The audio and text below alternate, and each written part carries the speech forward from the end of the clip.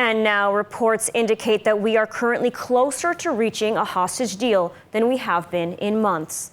Reports also indicate that Hamas has dropped its main demand of a complete end to the war. ILTV's Ariella Lehiani is at Tel Aviv Hostage Square. Ariella, what can you tell us about the current status of hostage talks? Yes, thank you, Ladar. So Defense Minister Israel Katz has stated that hostage negotiations are closer than ever to reaching a deal. And he's highlighted that Hamas is showing flexibility on key points such as the Philadelphia and Netzarim corridors, both of which he believes will no longer be an obstacle in reaching an agreement. He's also added that a deal would be phased and most likely receive cabinet approval, though he's also urged caution to avoid any public discussion that could jeopardize progress. Now, meanwhile, an Israeli delegation of officials from the IDF, Shin Bet and Mossad have traveled to Qatar for further discussions. And whilst officials claim that this trip by no means guarantees any sort of breakthrough, it does definitely signal Israel's commitment to securing the release of the hostages.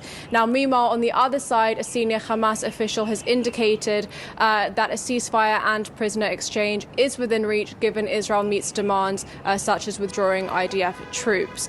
Now, international mediators are pushing for confidentiality to ensure talks aren't derailed.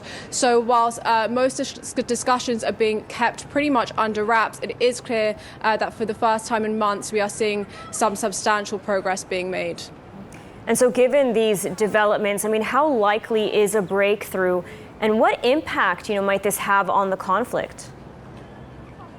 Yeah, so as I stated, a breakthrough now seems more possible than in months, with both sides showing more flexibility.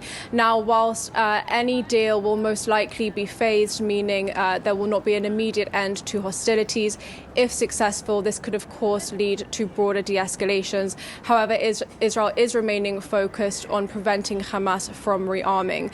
Now, another point of contention is the number of hostages that would be released. Hamas had submitted a list of 30 hostages they were prepared to release. However, there is much controversy and pressure on the idea that a deal should secure the release of all hostages. Thank you, Ariella, for the report. Indeed, Hamas dropping its main demand, hopefully a good sign, and hopefully the hostages will return home as soon as possible.